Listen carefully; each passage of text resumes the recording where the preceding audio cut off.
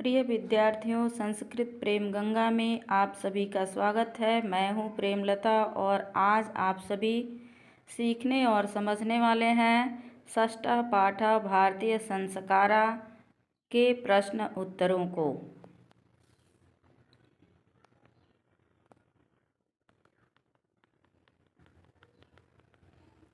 तो सबसे पहले आप सभी देखेंगे मौखिक प्रश्न।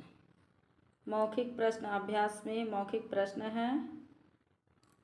प्रश्न पूछा है एक पदेन वदत, यानी एक पद में उत्तर बोलिए या बताइए। बच्चों ये मौखिक प्रश्न है, फिर भी आप लोग की सुविधा के लिए मैं प्रत्येक पाठ के प्रारंभ में जो मौखिक प्रश्न होता है उसका लिखित रूप दे देती हूँ, ताकि आप सभी इसे कंठस्थ रखिएगा, इसे याद रखिएगा, बार बार इसका अभ्यास कीजिएगा, ठीक है। और इस प्रश्न को याद रखिए क्योंकि ये बहुत ही महत्वपूर्ण प्रश्न है। ये बार बार पूछा गया प्रश्न है, यह बार बार पूछा गया प्रश्न है। संस्काराः कति सन्ति, यानी संस्कार कितने होते हैं। उत्तर में लिखेंगे षोडशः। षोडशः यानी 16 संस्कार होते हैं। प्रश्न संख्या ख है जन्मतः पूर्व कति संस्कारा भवन्ति, यानी जन्म से पहले कितने संस्कार होते हैं। उत्तर होगा त्रयः। कितने हैं? 3। जन्म से पूर्व 3 संस्कार होते हैं। शैशवे कति संस्काराः भवन्ति। प्रश्न संख्या ग पूछ रहा है कि शैशवावस्था में कितने संस्कार होते हैं।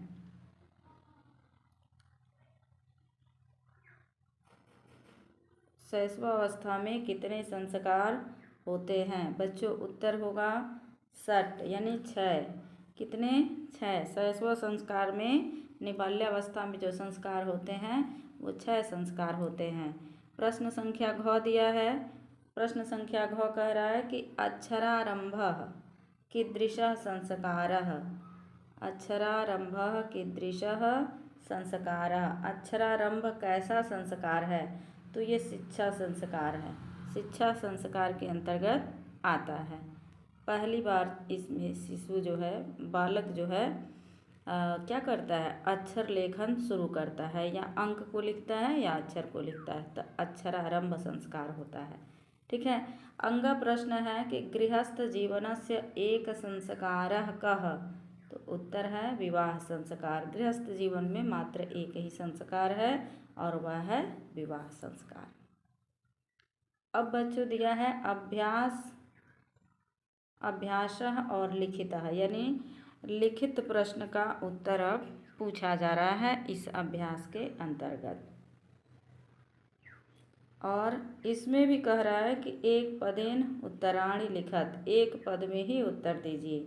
पूछ रहा है कि भारतीय संस्कृति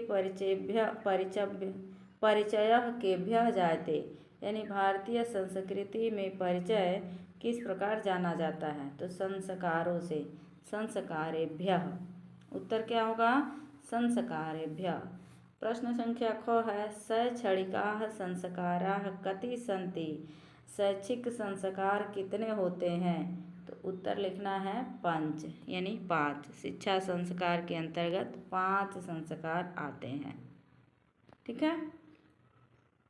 प्रश्न संख्या ग पूछ रहा है कि सप्तपदी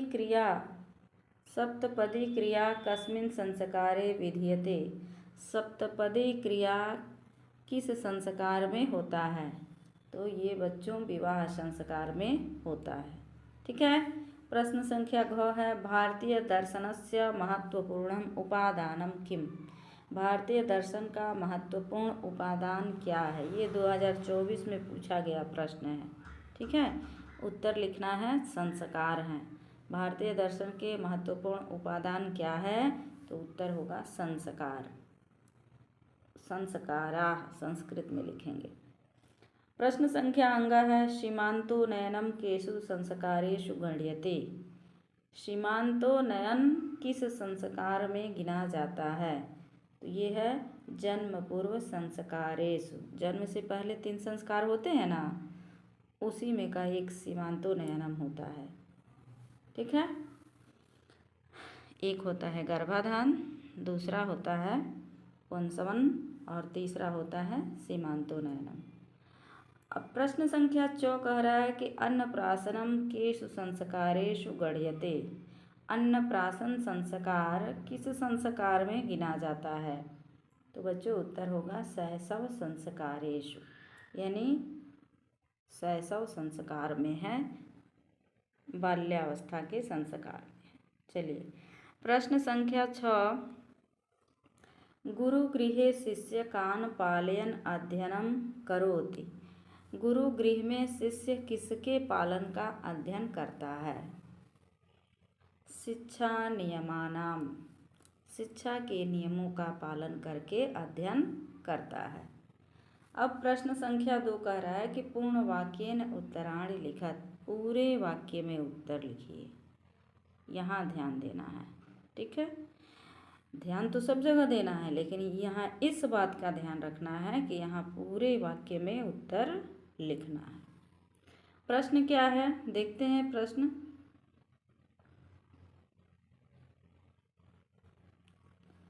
प्रश्न है संस्काराः मानवस्य कुत्र कुत्र योगदानं कुर्वन्ति। संस्कार मानव का कहाँ कहाँ योगदान करते हैं, ठीक है। तो उत्तर है संस्काराः मानवस्य क्रमशः परिमार्जने दोषापनयने गुणाधाने च योगदानं कुर्वन्ति। यानी संस्कार मानव को लगातार यानी क्रमशः परिमार्जन के लिए, उसके दोषों को दूर करने के लिए, गुणाधाने माने गुणों को ग्रहण करने के लिए योगदान करता है। प्रश्न संख्या 6 है शैक्षणिक संस्कारेषु के संस्कारा प्रकल्पिता। यानी शैक्षणिक संस्कारों में कौन कौन से संस्कार होते हैं? तो शैक्षणिक संस्कारेषु अक्षरारंभ, उपनयनम, वेदारंभ, केशांता, समावर्तन चेति संस्कारा प्रकल्पिता। यानी शैक्षणिक संस्कार में अक्षरारंभ 1 नंबर पे होता है, दूसरा उपनयनम, तीसरा वेदारंभ, चौथा केशांत और 5वां समापवर्तन संस्कार होता है या प्रकल्पित है। प्रश्न संख्या ग क्या कह रहा है? प्रश्न संख्या ग है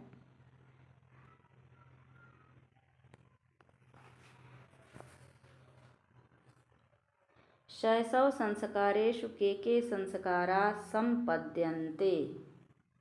यहाँ मिस्टेक हो गया है, ठीक है। यहाँ पे लिखना है संपद्यन्ते, ऐसे लिखना है, ठीक है। ओवर राइटिंग हो गया है थोड़ा। तो ये प्रश्न कह रहा है कि शैशव संस्कारेषु में कौन कौन से संस्कार संपादित किए गए हैं। तो उत्तर होगा बच्चों शैशव संस्कारेषु जातकर्म, नामकरण, निष्क्रमण, अन्नप्राशन, चूड़ाकर्म, कर्णवेधश्चेति क्रमशो संपद्यन्ते। यानी शैशव संस्कार में जातकर्म होता है, नामकरण संस्कार होता है, निष्क्रमण होता है, अन्नप्राशन संस्कार होता है, चूड़ाकर्म संस्कार होता है, कर्णवेधश्चेति संस्कार होता है। यानी ये क्रमशः कितने हो गए? 1 2 3 4 5 संस्कार होते हैं शैशव संस्कार में। प्रश्न संख्या घ कह रहा है कि विवाह संस्कारे कानि मुख्यानि कार्याणि भवन्ति। विवाह संस्कार में कौन कौन से मुख्य कार्य होते हैं? चलिए चलते हैं विवाह संस्कार में क्या क्या होता है देखते हैं। देखिए विवाह संस्कारे वाग्दानम, मंडप निर्माणम, वरवधु गृहे वरपक्षस्य स्वागतम, वरवधू परस्परम निरीक्षणम, कन्यादानम, अग्निस्थापनम, पाणिग्रहणम, लाजाहोम, सप्तपदी, सिंदूरदानम इत्यादि मुख्यानि कार्याणि भवन्ति। विवाह संस्कार में वाग्दान होता है, मंडप निर्माण होता है, वर वधू गृहे वर पक्षस्य स्वागतम यानी बारातियों का स्वागत होता है। वर वधू परस्परम निरीक्षणम यानी वर और वधू को परस्पर एक दूसरे देखते हैं, यानी आज के संदर्भ में कहें तो वरमाला होता है। कन्यादानम कन्यादान होता है।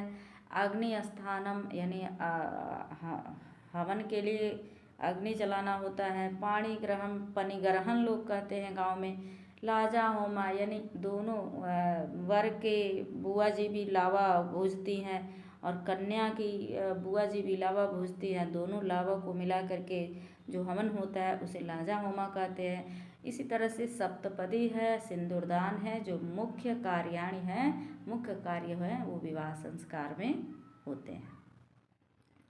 प्रश्न संख्या अंग का क्या कह रहा है कि अंत्येष्टि संस्कार कदा संपाद्यते। अंत्येष्टि संस्कार कब संपादित होता है। बच्चों कहीं कहीं पर यहाँ पे दाह संस्कार भी आ जाएगा, इसी को अंत्येष्टि की जगह पे दाह लिख देगा। दाह संस्कार कदा संपाद्यते, ठीक है। तो उत्तर होगा मरणादंतरम अंत्येष्टि संस्कारा संपाद्यन्ते। अंत्येष्टि अंतिमेष्टि, ठीक है। अंतिमेष्टि जो है वो संस्कार वो कब होता है, मरने के बाद ही। उसे दाह संस्कार भी कहीं कहीं पूछता है और कहीं पर अंत्येष्टि संस्कार के नाम से भी पूछता है, तो दोनों को ही समझ लेना है। आगे दे रहा है प्रश्न संख्या 4। प्रश्न संख्या 4 कह रहा है पुंसवसन संस्कार कदा क्रियते। पुंसवनम संस्कार कब किया जाता है, तो उत्तर लिखेंगे आप लोग कि जन्म पूर्वम संस्कारेषु पुंसवन संस्कारः क्रियते। जन्म से पूर्व जो संस्कार होते हैं उसमें पुंसवन संस्कार किया जाता है। प्रश्न संख्या 6 पुरा शिष्यः वेदारंभः कुत्र करोति स्म। पुराने समय में प्राचीन काल के जो शिष्य थे वेद का आरंभ कहाँ करते थे, कहाँ करते थे, इस्म का प्रयोग हुआ है, ठीक है, इस्म अव्यय है। तो प्राचीन काल के शिष्य वेदारंभः गुरु गृहे कर स्म। प्राचीन काल के शिष्य वेदारंभ गुरु के गृह में प्रारंभ करते थे। प्रश्न संख्या 3। प्रश्न संख्या 3 को हम लोग समझते हैं। अधोलिखितम उदाहरणम ध्यानेन पठत तत्प्रदत्त पदै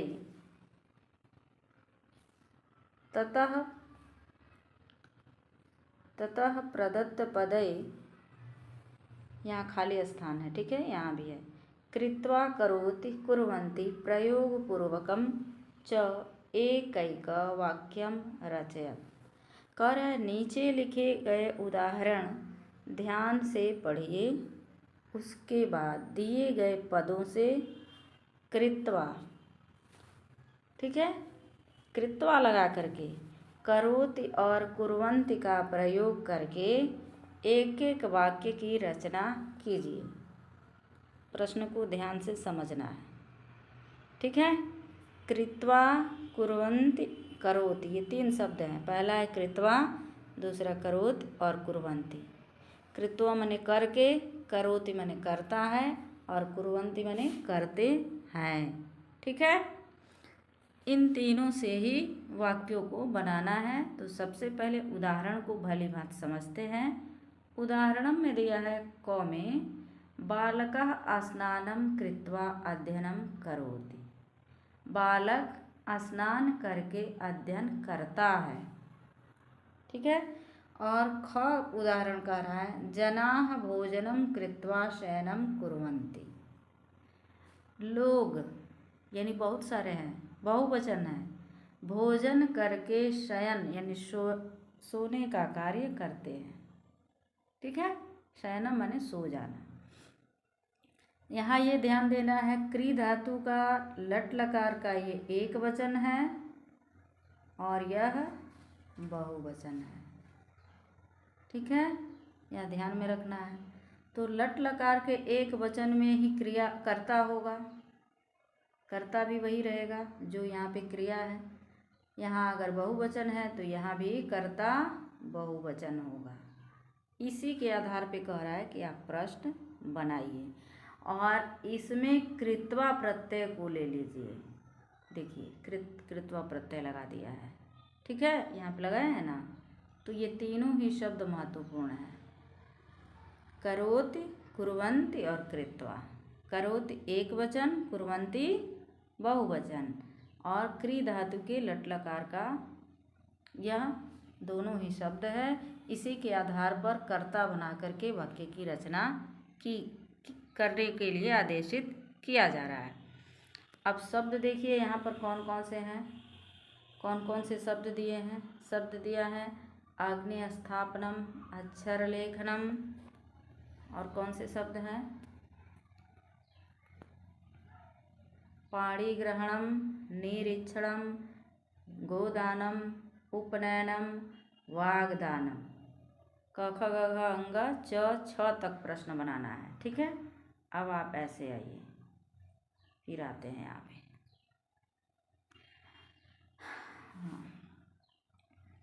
अब यहाँ देखिए आपका ये ओवर राइटिंग पे ध्यान नहीं देना है, ठीक है।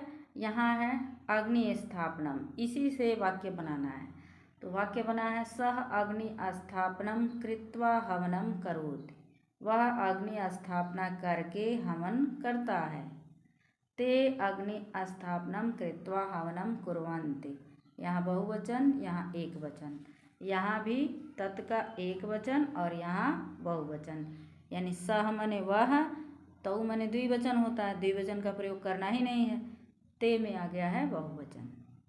पहले वाक्य का अर्थ होगा वह अग्नि स्थापन करके हवन करता है, और दूसरे वाक्य का उदाहरण है अर्थ होगा कि वह वे सब अग्नि स्थापन करके हवन करते हैं, ठीक है। अक्षर लेखनम, बालकः अक्षर लेखनम कृत्वा अध्ययनम करोति। बालकः एक वचन, करोति एक वचन, बालक अक्षर लेखन करके अध्ययन करता है। यहाँ बालकाः अक्षर लेखनम कृत्वा अध्ययनम कुर्वन्ति, तो बालक यानी बहुत सारे बालक हैं, बालकाः है, ठीक है, बहुवचन है। तो बच्चे अक्षर लेखन करके अध्ययन करते हैं।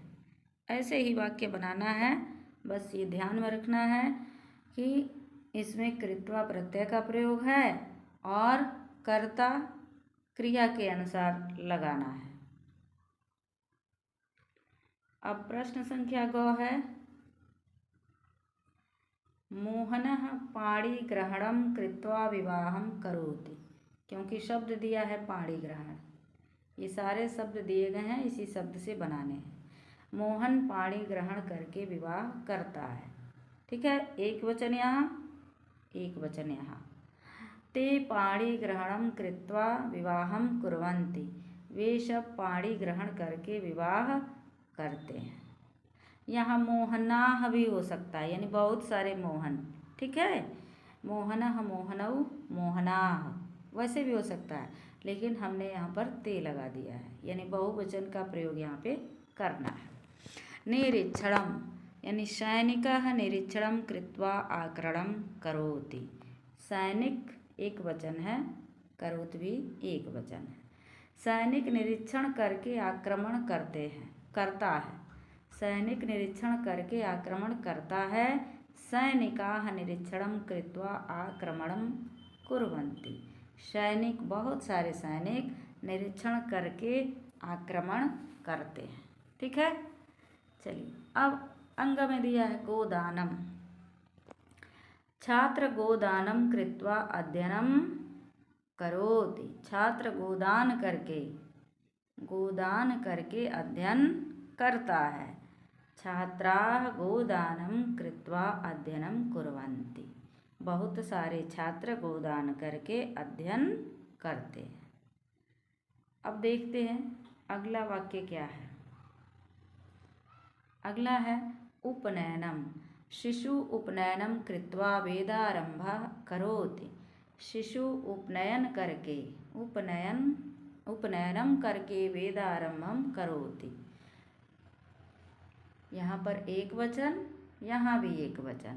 यहाँ देखिए शिशवः उपनयनं कृत्वा वेदारंभं कुर्वन्ति। यहाँ बहुवचन है तो यहाँ शिशु का बहुवचन शिशवः। ठीक है। इसी तरह से है प्रश्न संख्या 6 वाग्दानम। सह वाग्दानम कृत्वा सिंदूरदानम करोति। वह वाग्दान करके सिंदूरदान करता है। ते वाग्दानम कृत्वा सिंदूरदानम कुर्वन्ति। वे वाग्दान करके सिंदूरदान करते हैं। बस यही था इस प्रश्न में। थोड़ा सा अलग हट के प्रश्न पूछा है, तो बच्चों आप सभी को घबराना नहीं है। प्रश्न का उदाहरण समझना है और उदाहरण के अनुसार वाक्य बना लेना है। ध्यान रहे करोति और कुर्वन्ति है लट लकार के प्रथम पुरुष के एक वचन और बहुवचन का यहाँ पे वर्णन किया गया है। इसी से प्रश्न पूछा गया है। तो जो भी हमारे कर्ता होंगे, ठीक है, यानी जो भी संज्ञा शब्द होगा या सर्वनाम शब्द जो भी होगा, तो आप उसे लट लकार के प्रथम पुरुष के एक वचन और बहुवचन में ही प्रयोग करेंगे। जरूरी नहीं है कि आप यही जो हमने लिखा है वही लिखिए, आप अपने अनुसार से भी वाक्य की रचना कर सकते हैं। अब दिया है प्रश्न संख्या 4। प्रश्न संख्या 4 है कर अधोलिखित स्तंभ द्वये पदानां समुचित विलोम पदैः सह मेलनम कृत्वा लिखत। यानी नीचे लिखे गए दोनों स्तंभों में दिए गए पदों का समुचित विलोम पद के साथ मिलान करके लिखिए। ठीक है, समुचित मिलान करके उसके साथ लिखिए। पुस्तक में तो इधर उधर घुमा फिरा के दिया हुआ है, हमने इसमें मिलान कर दिया है, तो आप सभी यहाँ आराम से देख सकते हैं। प्रयोजनम का विलोम निष्प्रयोजनम, प्रसन्नता का विलोम अप्रसन्नता, संस्काराः का विलोम कुसंस्काराः, विसर्ग छूट गया है। अपनयनम का विलोम आनयनम,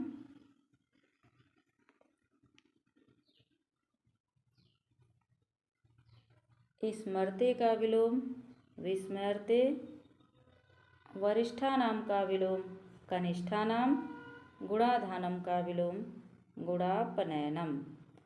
ठीक है, इस प्रकार से आप सभी कॉपी में लिखेंगे और उसका अभ्यास भी करेंगे। आगे है निम्नलिखित प्रकृति प्रत्ययानाम योगम कृत्वा पदानि प्रदर्शयत। नीचे लिखे गए प्रकृति प्रत्ययों के योग से योग करके पदानि को प्रदर्शित कीजिए, यानी शब्दों को लिखिए। परि धनमृज धनऋच धनल्युट परिमार्जनम, क्या होगा? परिमार्जनम। शिशु धन अड़ बराबर होगा शैशवः। और तीसरा है प्र धन अस धन ल्युट प्राशनम। चलिए आगे बढ़ते हैं।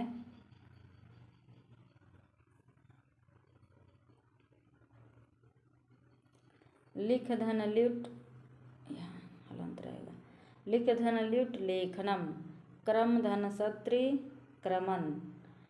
इस तरह से आप लोग प्रत्यय वाले शब्दों को लिखेंगे। उसके बाद जो हिंदी में यानी पाठ से संबंधित हिंदी भाषा में जो प्रश्न पूछे जाते हैं उसको भी मैंने सहेजा है और उसमें देने का प्रयास किया है। जैसे कि प्रत्येक पाठ में मैं लिख कर देती रही हूँ।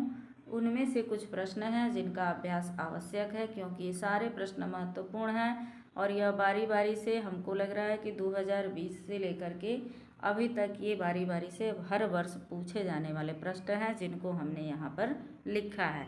तो ये सारे ही प्रश्न महत्वपूर्ण हैं, इसे नज़रअंदाज नहीं करना है, अच्छे से लिखना है। लिख करके उसका अभ्यास करना है। बच्चों केवल नोट्स बनाना, केवल वीडियो देखना ये पढ़ाई का पूरा हिस्सा नहीं है। पूरा हिस्सा ये है कि आप उसे लिखें, उसे पढ़ें, उसका अभ्यास करें और आपस में चर्चा करके एक दूसरे से प्रश्नों का उत्तर बताएं कि मेरा सुनो कि मैं कितने प्रश्न याद किया हूँ, तुम अपना बताओ तुमने कितने प्रश्नों का उत्तर सही सही दिया है। इस तरह से खाली समय में, खाली वक्त में, घर पर कहीं पर भी जब वक्त खाली हो तो आप अभ्यास करेंगे, तो इससे क्या होगा कि आप अधिक से अधिक सीख पाएंगे, और वो चीज़ें जब लंबे समय तक याद रहेगी। ठीक है, तो इसको आप लोग ध्यान में रखते हुए इसका अभ्यास करेंगे। अभी ये जो वीडियो देख रहे हैं, जो भी छात्र या छात्राएं इसे देख रही हैं या देख रहे हैं, अभी तक वो चैनल को सब्सक्राइब नहीं किए हैं तो चैनल को ज़रूर सब्सक्राइब कर लें, उसकी घंटी वाले आइकन को प्रेस कर लें, ताकि भविष्य में जो भी वीडियो मैं अपलोड करूं तो आपको मिल सके। अगर वीडियो अच्छा लगे तो लाइक करें और अपने दोस्तों में शेयर ज़रूर करें। चलिए, पहला प्रश्न है कि कौन शब्द सीमित रूप से व्यंग्य रूप में व्यवहार होता है। सीमित रूप से, आज के समय में संस्कार का जब महत्व धीरे धीरे समाप्त हो रहा है या कम हो रहा है या तो उसे संस्कार कहा गया है। ठीक है, प्रायः संस्कार, प्रश्न संख्या 2 है, संस्कार प्रायः कितने प्रकार के हैं। तो संस्कार प्रायः 5 प्रकार के हैं। कितने प्रकार के हैं? 5 प्रकार के हैं। भारतीयों में संस्कार से किसका निर्माण होता है? तो व्यक्तित्व का होता है। ठीक है, जन्म से पूर्व कितने संस्कार होते हैं? तो बच्चों, गर्भाधान, पुंसवन और सीमांतोन्नयनम, ये तीनों संस्कार होते हैं। शैशवावस्था में कौन कौन से और कितने संस्कार होते हैं? तो पहला जातकर्म, नामकरण, निष्क्रमण, अन्नप्राशन, चूड़ाकर्म, कर्णवेद। इस बात का ध्यान रखिएगा, ये जो आप देख रहे हैं ना, 6 को 6 बार में प्रश्न में पूछेगा कि अन्नप्राशन संस्कार किस संस्कार के अंतर्गत आता है, जातकर्म संस्कार किस संस्कार के अंतर्गत आता है, कर्णवेद संस्कार किस संस्कार के अंतर्गत आता है, निष्क्रमण संस्कार किस संस्कार से प्रायोजित है, चूड़ाकर्म संस्कार किस संस्कार के अंतर्गत कराया जाता है। इस तरह से यानी 6 प्रश्न बनेंगे। बढ़िया क्या है कि एक ही बार में 6 उत्तर को हम समझकर उसका अभ्यास कर लें कि ये 6 जो संस्कार हैं ये सब शैशवावस्था में होता है। देखिए, शैशवावस्था में ट्रिक के हिसाब से थोड़ा याद कर लीजिए। शैशवा में 1 2 3 4 5 6 शैशवावस्था लिख लीजिए। उसमें है तो 5.5, लेकिन उसे 6 मान लीजिए और उसे याद कीजिए कि शैशवावस्था में 6 संस्कार होते हैं। ठीक है, उसके बाद है 6ठा नंबर, शिक्षा संस्कार के अंतर्गत कौन कौन से संस्कार हैं। तो अक्षरारंभ है, उपनयन है, वेदारंभ है, केशांत है और समावर्तन है। गृहस्थ के कितने संस्कार हैं? तो गृहस्थ में बच्चों विवाह संस्कार एक ही संस्कार होता है गृहस्थ संस्कार में। ठीक है, अंतिम संस्कार का नाम क्या है? तो अंत्येष्टि संस्कार है। उसके बाद दिया है अगला प्रश्न कि विवाह संस्कार में कौन कौन से कर्मकांड होते हैं, यानी कौन कौन से उसमें यज्ञ की विधियाँ होती हैं, काम करने की, पूजा पाठ की, उसमें जो विधियाँ होती हैं कौन कौन सी होती है। तो वागदान, मंडप निर्माण, बाराती स्वागत, वरवधु निरीक्षण, कन्यादान, लाजा होम, सप्तपदी और सिंदूरदान होते हैं। इन सब से भी बारी बारी से प्रश्न बनेंगे, इसलिए इन सबको ध्यान में रखते हुए अभ्यास कर लेना है। कि देखिए, जैसे यहाँ पर आ गया, केशांत संस्कार किसके अंतर्गत आता है? तो शिक्षा काल के अंतर्गत।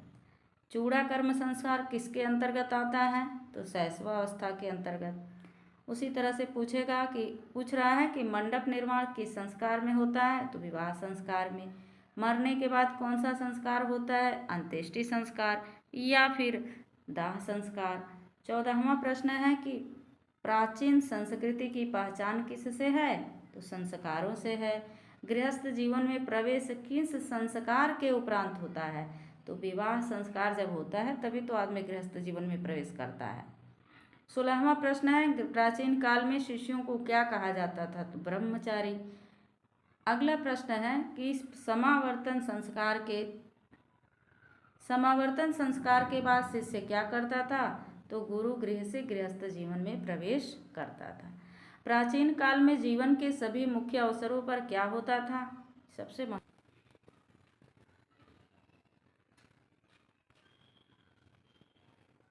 हाँ बच्चों, प्रश्न है 18वां प्रश्न है कि प्राचीन काल में जीवन के सभी मुख्य अवसरों पर क्या होता था।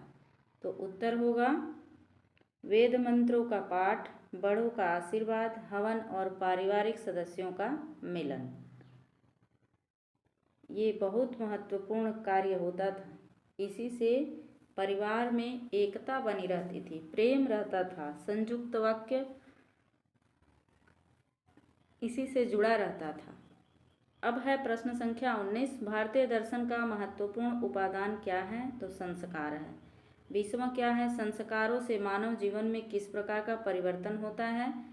तो मानव जीवन में उसके जीवन में परिष्कार होता है, यानी उसके जो गुण हैं अगर उसमें दोष हैं तो उसको शुद्ध किया जाता है, सुधार होता है व्यवहारिक रूप से। दोषापनयन यानी दोषों को दूर करता है, और गुणाधान यानी गुणों को ग्रहण करता है। अब है 21वां प्रश्न। 21वां प्रश्न है कि आजकल का दीक्षांत समारोह प्राचीन काल में किस नाम से जाना जाता था। तो समावर्तन संस्कार के नाम से जाना जाता था। समावर्तन संस्कार कब होता था, जब छात्र अपनी पूरी पढ़ाई कर लेता था, जब उसका 25वां वर्ष पूरा होता था तो गुरु उसे समावर्तन संस्कार के साथ घर भेजते थे और कहते थे अब जाओ गृहस्थ जीवन में प्रवेश करो। तब जाकर उसका जो है विवाह संस्कार होता था, और विवाह संस्कार के बाद गृहस्थ में प्रवेश करता था। यहाँ कह रहा है किस संस्कार के बाद लोग वास्तविक गृहस्थ जीवन में प्रवेश करते हैं। देखो वही चीज़ आ गया यहाँ पे, यानी समावर्तन संस्कार। समावर्तन संस्कार के बाद लोग गृहस्थ जीवन में प्रवेश करते थे या करते हैं। 23वां प्रश्न क्या कह रहा है कि सीमांतोन्नयन संस्कार का प्रयोजन क्या है। सीमांतोन्नयन संस्कार का प्रयोजन क्या है, यह देखो जन्म से पूर्व होने वाला संस्कार है, और इसमें गर्भवती की प्रसन्नता के लिए, उसकी खुशी के लिए सीमांतोन्नयन संस्कार प्रयोजित किया जाता है या कराया जाता है। जिससे माँ प्रसन्न रहेगी तो गर्भ भी प्रसन्न रहेगा। 24वां है केशांत गोदान संस्कार कहाँ होता है, गुरुगृह में। पुंसवन संस्कार का उद्देश्य क्या है, तो पुंसवन संस्कार का उद्देश्य क्या है, तो गर्भस्थ में संस्कार का रोपण करना है। ठीक है, गर्भ में संस्कार का रोपण करना है। और 27वां प्रश्न है लाजा होम कर्मकांड किस संस्कार में होता है, तो विवाह संस्कार में होता है। 28वां प्रश्न है कि पहले शिष्य वेदारंभ कहाँ करते थे, तो गुरुगृह में करते थे, गुरुगृह में। इस प्रकार से बच्चों ये आपके हिंदी से बनने वाले प्रश्न जो थे 28 प्रश्न थे। इसको आप लोग अच्छे से रट लीजिएगा, समझ लीजिएगा, अभ्यास कर लीजिएगा। यह लगातार 4-5 वर्षों से पूछे जाने वाले प्रश्न हैं। इसका अभ्यास करते रहिएगा। बहुत अधिक समय न लेते हुए मैं अब वीडियो को यहीं पे रोकती हूँ। आज के लिए इतना ही। धन्यवाद।